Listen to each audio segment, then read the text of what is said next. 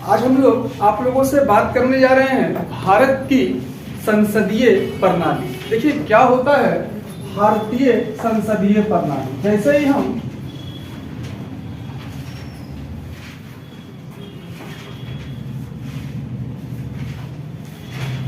संसदीय प्रणाली का इस्तेमाल करते हैं तो हम लोगों को ये पता है कि अंग्रेजों के आने से पहले यहाँ की जो शासन व्यवस्था हुआ करती थी वो राजतंत्र पर आधारित हुआ करता था। मतलब किसी हाउस या किसी सदन में की बातें बैठक के दौरान नहीं की जाती थी। हालांकि हम ये जानते हैं कि प्राचीन भारत में हमने नवरत्नों के बारे में सीखा होगा। नवरत्न, क्योंकि नवरत्नों के बारे में गुप्त वंश के एक शासक जिनका नाम था चंद्रगुप्त द्वितीय, नाम सुने आप लोग? गुप्त वंश में कौन थे?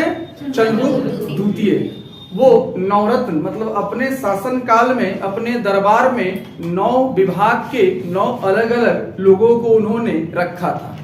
लेकिन इसके बावजूद भी राजा सर्वोपरि था, चूंकि राजतंत्र था। वर्तमान लोकतंत्र की भावना का उदय वहां पे नहीं हुआ था। फिर हम अकबर के काल में भी हमने नवरत्नों को पढ़ा था। लेकिन इन तमाम चीजों के बाद भी संसदीय प्रणाली का उदय इस देश में भारतीय समाज में ब्रिटेन के आने से हुआ। डेट मीन्स इंग्लैंड जब यहाँ आया, हम जानते हैं अभी वर्तमान में जो हमारा इमारत है किसने बनवाया जी? अंग्रेज की भारतीय, ठीक है।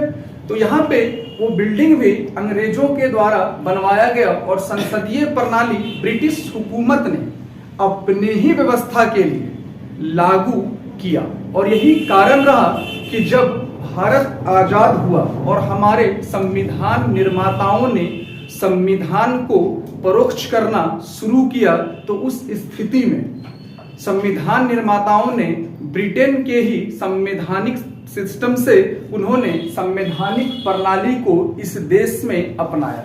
मतलब अगर हम यहाँ पे एक प्रश्न उठे कि संसदीय प्रणाली किस देश से लिया गया, तो किस देश से लिया गया? ब्रिटेन।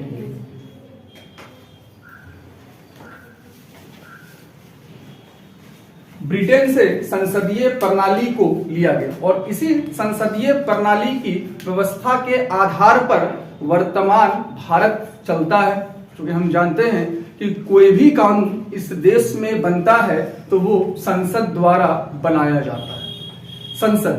संसद केवल एक हाउस को हम नहीं कह सकते हैं। ऐसे समझ लो कि एक वो रूम वाला को आप कमरा कहिएगा कि घर कहिएगा? अगर आपके पास एक रूम है और अटैच, ठीक है, मान लिए भाई बड़े शहरों वाली कल्पना के आधार पे कि एक रूम है, लेटरिन बाथरूम किचन, क्या बोलिएगा? घर है हमारा। क्या बोलिएगा? एक कमरा है, एक कमरे का रूम है। ये नहीं बोल सकते हैं घर मतलब क्या जी? किसको बोलते हैं घर?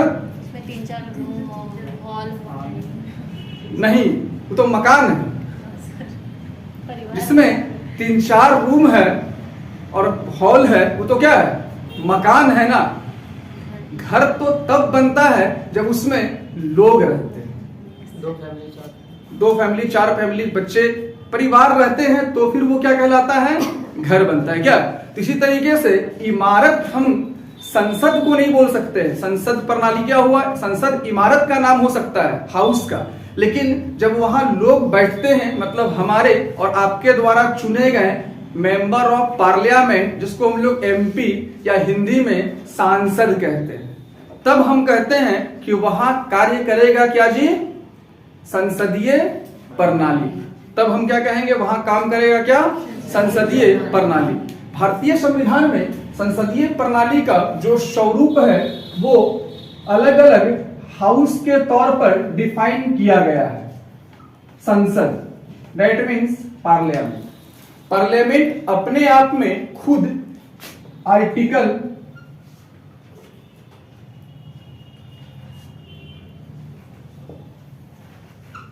79 में मौजूद है। आर्टिकल 79 में मौजूद है और हमने भी तुरंत समझाया कि भाई एक कमरा वाला मकान भी नहीं है, रूम है। एक कमरा वाला क्या है?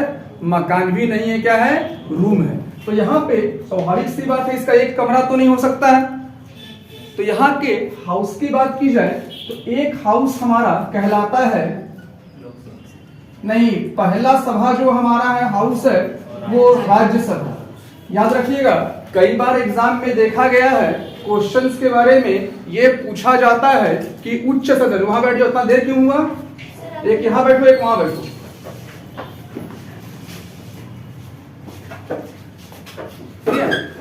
पहला बार कई बार क्वेश्चन ये पूछा गया है कि उच्च सदन किसे कहते हैं, राज्यसभा को। कई बार ये सेट में आपके पास क्वेश्चन दिखा होगा, ठीक है। तो पहला सदन हमारा हो गया राज्यसभा, दूसरा सदन हमारा कहलाता है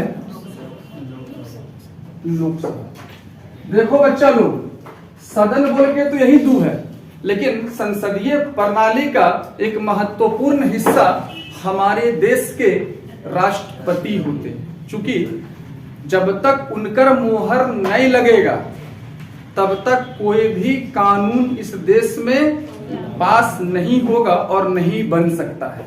तो भाई अगला हमारा आएगा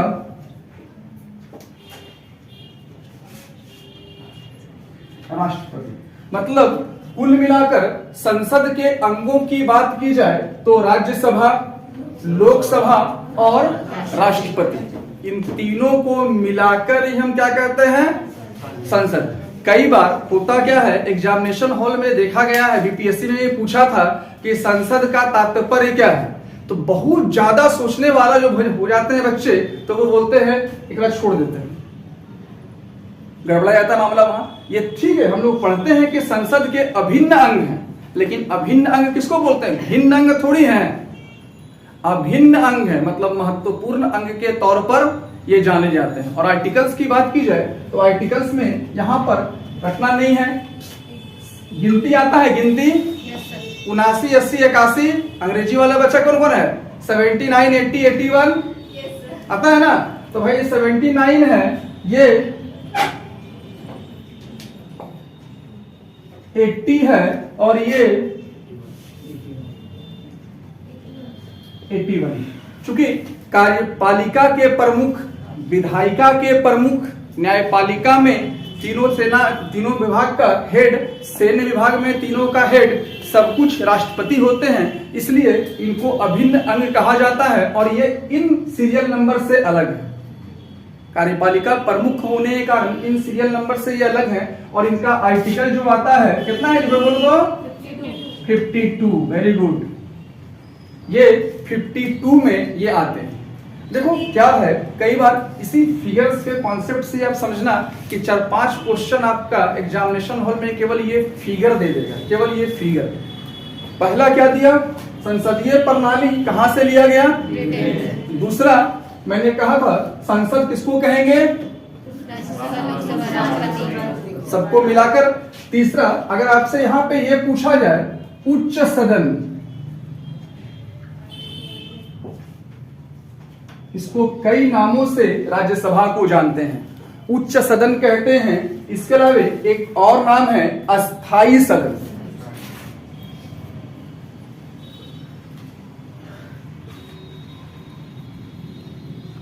उच्च सदन कहलाता है, एक और नाम है क्या, अस्थाई सदन। ठीक है, इसके लिए है निम्न सदन,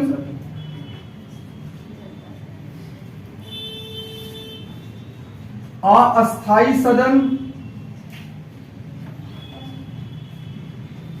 और जनता सदन। जानते हो काहे जनता सदन कहते हैं? देखो, राज्यसभा में जो एमपी पहुंचते हैं वो आप और हम उनका वोटिंग ईवीएम का बटन दबा के नहीं करते हैं, क्योंकि हम लोग जिसको चुने हैं, हम लोग किसको चुनते हैं जी, एमएलए को, एमपी को, इन लोगों को हम लोग चुनते हैं ना।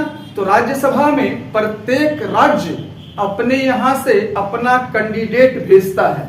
तो राज्य विधानसभा में कौन होता है, एमपी के एमएलए, एमएलए विधायक जी,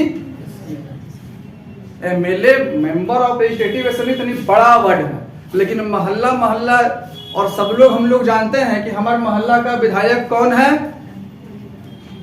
ठीक है। तो नाम जो भी हैं जिनके जिस क्षेत्र से आप आते हैं, जिस विधानसभा क्षेत्र में आप हैं, सबके विधायक अलग हो सकते हैं। तो मतलब कुल मिला के आपके विधानसभा का जो विधायक है, यही वजह है कि यहाँ पे आपने जिसे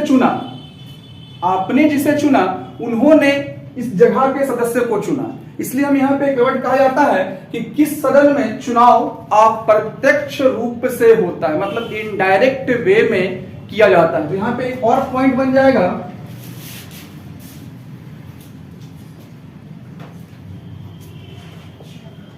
चुनाव देखो घर वाला भाषा में, किताब के लैंग्वेज में अच्छे शब्दों का प्रयोग अगर हम मेंस को लिखने में करते हैं तो उस जगह पे वर्ड इस्तेमाल करना है निर्वाचन, और इंग्लिश में अगर आप लिखते हैं तो इलेक्शन, निर्वाचन या इलेक्शन। तो आप प्रत्यक्ष निर्वाचन होता है। तो यहाँ जनता डायरेक्ट नहीं पहुंचाना, लेकिन हम लोग यहाँ के जो सदस्य होते हैं, मतलब एमपी होते हैं, उनको अपने संसदीय क्षेत्र से डायरेक्ट उनको अपने ही उंगली से बटन दबा के फलना आदमी को दे दिए वो।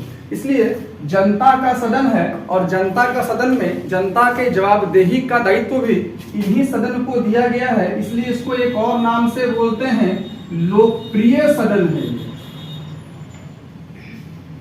क्योंकि आपने जिसको वोट किया नहीं उन पर आपको अधिकार है क्या। देखिए जनता भी देखे होंगे, हम लोग महसूस किए होंगे, हमारे शहरों में, हमारे संसदीय शहरों में अगर विधानसभा क्षेत्र है, सड़क नहीं है, तो विधायक जी को चिल पे बोलेंगे, विधायक जी कमुआ नहीं कर रहे हैं। और अगर लोकसभा क्षेत्र हमारा है तो हम लोग क्या करते हैं, सांसद महोदय को बोलते हैं कि मेरा ये काम नहीं हुआ, सड़क का निर्माण नहीं। चूंकि हम जानते हैं कि हमारा संविधान तीनों वर्ग करता है ना, संघ सूची का केंद्र सरकार द्वारा, राज्य सूची का राज्य सरकार द्वारा, और दोनों मिलकर दैट मींस समवर्ती सूची का। बोलते हैं ना, 3 सूची है ना हमारे संविधान में जी, संघ सूची, राज्य सूची और समवर्ती सूची। तो ये लोकप्रिय सदन भी इस सभा को कहा जाता है। और इसके बाद राष्ट्रपति तो सर्वोच्च पर ही हमारे देश के, तो इनके लिए हम एक वर्ड कहेंगे कि सर्वोच्चता।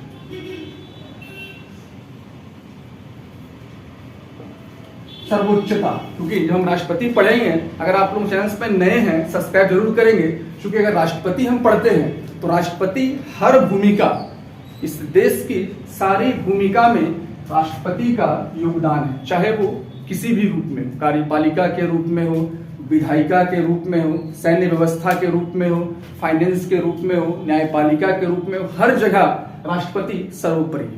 क्लियर है।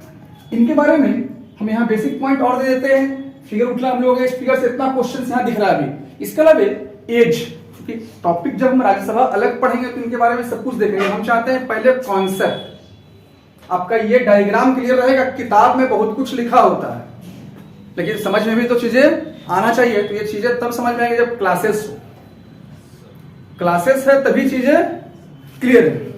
नहीं तो भाई विधायक जी विधेयक भी बन जाते हैं कभी कभी, समझने में फिर हो जाता है। एक बुक्स पढ़े हम लक्ष्मीकांत को, अब उसका वर्ड ही नहीं पढ़ पाए, चाहे इंग्लिश में पढ़ रहे हो चाहे हिंदी में, कोई फायदा नहीं किया। ठीक है। यहाँ पे हम बात कर रहे हैं क्या, इनके उम्रों की। क्या करना, राज्यसभा के सदस्यों की जो न्यूनतम उम्र होती है,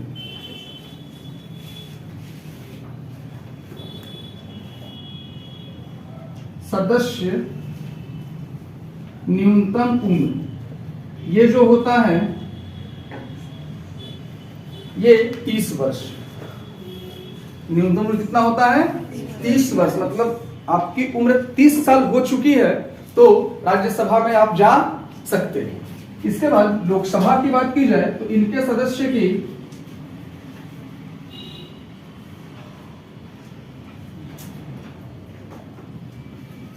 न्यूनतम उम्र जो होती है वो 25 वर्ष होता है। मिनिमम एज कितना होता है, 25 साल है। ठीक है। और राष्ट्रपति की बात की जाए तो न्यूनतम उम्र 35 वर्ष होता है। तो यहां पे भी एक क्वेश्चन देखा जाता है कि भाई राज्यसभा के सदस्यों की न्यूनतम उम्र कितनी है। सेट में अक्सर दिखा होगा आप लोगों को, या लोकसभा वाला या फिर राष्ट्रपति के। इसके बाद हम बात करते हैं संसद काम क्या करता है, एक पार्लियामेंट का वर्क क्या है। देखो मैंने पहले ही कहा, पार्लियामेंट देश का सारा कार्य का जिम्मेवारी इन्हीं के माथों पे होता है। कोई भी कार्य पक्ष विपक्ष दोनों बैठकर आपस में राय विमर्श के साथ किसी कानून को पास करते हैं जो जनता के हित में हो। ठीक है, साथ ही साथ जनता के लिए चर्चाएं होती है। अगर किसी संसदीय क्षेत्र में कोई समस्या होता है तो यहाँ बैठक में हिस्सा लेकर वो उस पे काम करते हैं। आमतौर पे हम जानते हैं कि एक संसद भवन संसदीय कार्य प्रणाली में कम से कम वर्ष में कितनी बैठक बुलाई जाती है जी? 3 बैठक, याद रखिएगा। कम से कम 3 बैठक हर साल बुलाई जाती है। 3 सत्र बोलेंगे, बैठक दैट मीन्स क्या? सत्र, सेशन। ठीक है, 3 सेशन अनिवार्य है और संयुक्त रूप से साल में कम से कम 2 बैठक, मतलब अपना अपना सदन 3 बैठक करे और संयुक्त तौर पे मतलब राज्यसभा और लोकसभा एक साथ जो है वो कम से कम साल में 2 बार। कंफ्यूज करते हैं बच्चे यहाँ, चूंकि संयुक्त अधिवेशन की बात करेगा तो 2 बार और सत्र की बात करेगा तो वर्ष में कम से कम 3 बार। याद रखना है इस सूची को। ठीक है, तो यहाँ पे अगर कोई भी बिल, देखो बिल क्या होता है? दैट मीन्स विधेयक किसको कहते हैं समझना। कोई कॉपी होते हैं, यहाँ कॉपी हम ले रहे, चूंकि फाइल आप लोगों के पास नहीं मिलेगा हमको। जस्ट लाइक ये फाइल हो गया। ठीक है, इस फाइल में एक पेपर हो गया, एकदम नया है जी? नहीं सर, पहले का पन्ना कुछ लिखे हुए नहीं देखा, मैं लिखा है ले सर, बहुत सारा और थोड़ा पार तो करिए, पीछे बहुत आएंगे। सारा लिखे हैं। इकोनॉमिक्स का लिखे रखिए। अच्छा ठीक है, जैसे ये हुआ। ठीक है, तो अब इस पर ये बिल हो गया। ये बिल दैट मींस इसमें कुछ पॉइंट आउट लिखा हुआ हो। बिल का मतलब क्या होता है? मैंने पहले कहा बिल मतलब क्या? Point out. भाई किसी भी मुद्दा पे ये काम होना चाहिए, ये काम होना चाहिए, ये काम बेहतर है, कुछ पॉइंट लिखा हुआ है।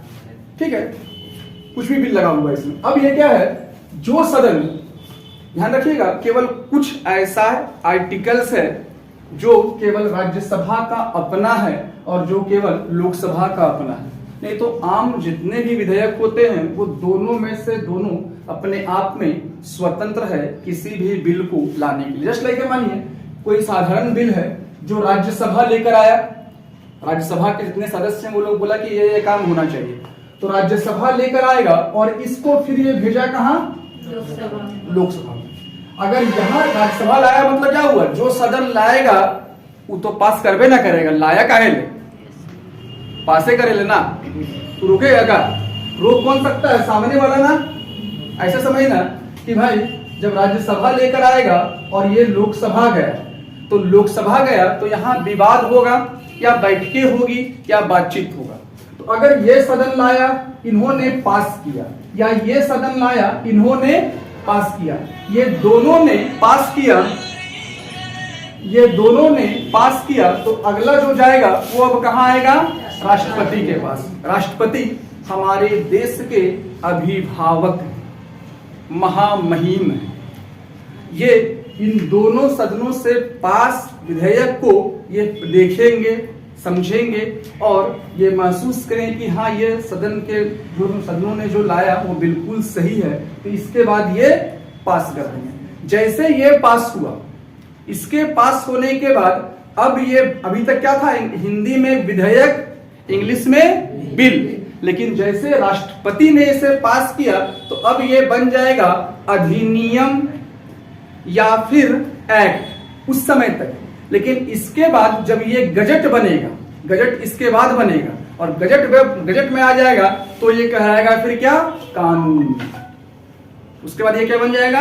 कानून। दैट मीन्स यहां के बाद चला जाएगा सचिवालय में, वहां से नोटिफिकेशन निकलेगा, तब ये क्या हो गया? अधिनियम, कानून के तौर पे अप्रूव्ड हो गया।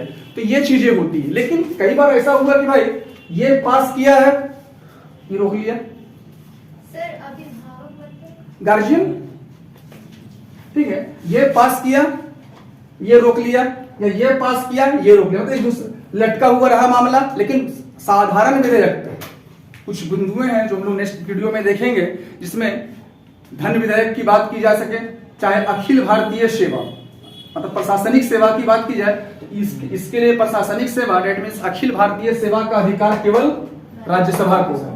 अगर हम धन विधेयक की बात कर लें, वित्त विधेयक की बात कर लें तो ये अधिकार केवल इनको, ये नहीं रोक पाएगा। फिर बहुत होगा तो कितना दिन? 14 दिन।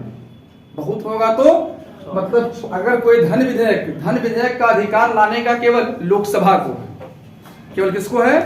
लोकसभा को है। तो अगर धन विधेयक लोकसभा लाया, राज्यसभा भेजेगा, अधिकार इसके पास है ना, तो अगर ये चाहेगा भी तो मात्र 14 दिन रोक सकता है, संशोधन कर सकता है, मतलब सुझाव कर साथ में संशोधन कर सकता है, जिसको मानना या ना मानना वो लोकसभा पर निर्भर होगा।